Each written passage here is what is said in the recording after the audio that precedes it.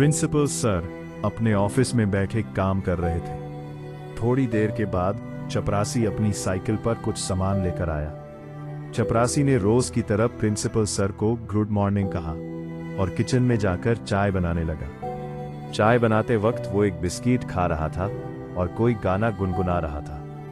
उसके पैर में एक चोट थी जिसमें से खून बह रहा था।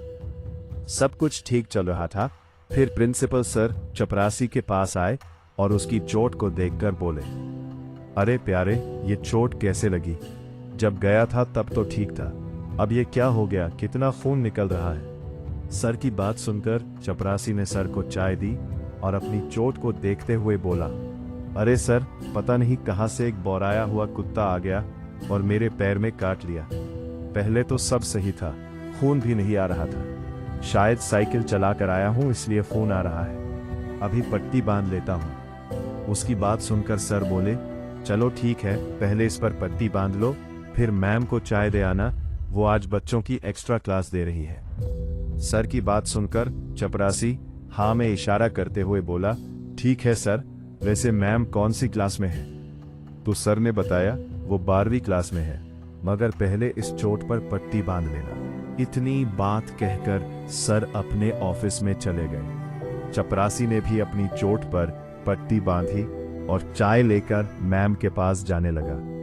चपरासी की चोट से अभी भी खून बह रहा था। जब चपरासी सीढ़ियों पर चढ़ रहा था तभी अचानक से उसके पैर में दर्द होने लगा और वो चीखने लगा। उसकी आवाज सुनकर प्रिंसिपल सर जल्दी से भागते हुए उसके पास आए और उसे चिल्लाता देखकर घबराते हुए एम्बुलेंस को फोन करने लगे। तभी चपरासी बेहोश हो गया। उसे बेहोश होता देख सर ने उसके मुंह पर हल्के हाथों से थप्पड़ मारने लगे ताकि वो होश में रहे। तभी अचानक से चपरासी अजीब तरह से चिल्लाने लगा। उसको अजीब तरह से चिल्लाता देखकर सर डर से पीछे होने लगे।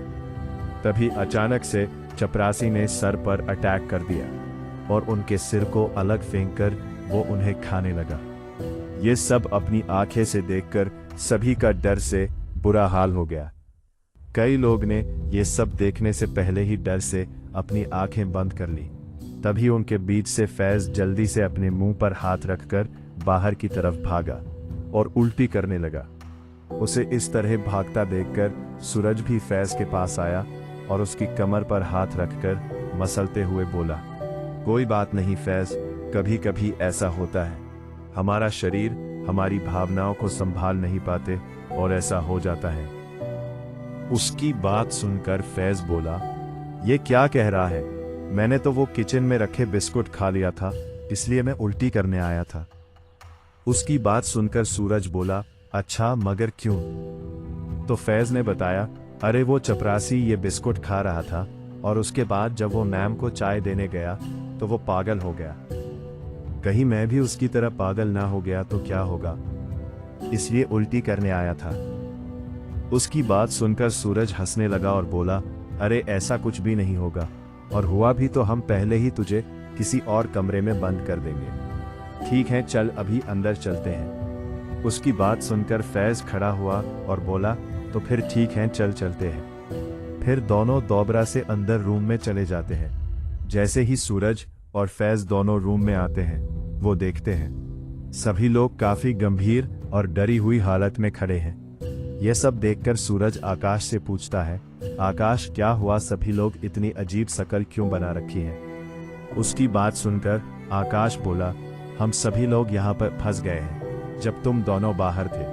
तो रेहान बोला, ये सब देखने से कुछ नहीं होगा, ये कंप्यूटर इंटरनेट से कनेक्टेड है, खबर लगाकर चेक करो आपातकाल क्यों लागू किया गया है। तो हमने उसकी बात मानकर खबर लगाई, तो खबर से पता चला कि पूरे देश में कोई अजीब सा वायरस फैल गया और पूरे देश को लॉकडाउन में डाला जा रहा है और पुलिस को ऑर्डर दिया है, अगर कोई भी वायरस से इन्फेक्टेड इंसान दिखे उसे जान से मार डाले। अब इस कहानी में आगे और क्या होगा जानने के लिए सब्सक्राइब करें हमारे चैनल को और घंटी का बटन दबाना ना भूलें ताकि हमारा हर पार्ट आपके पास सबसे पहले पहुंचे।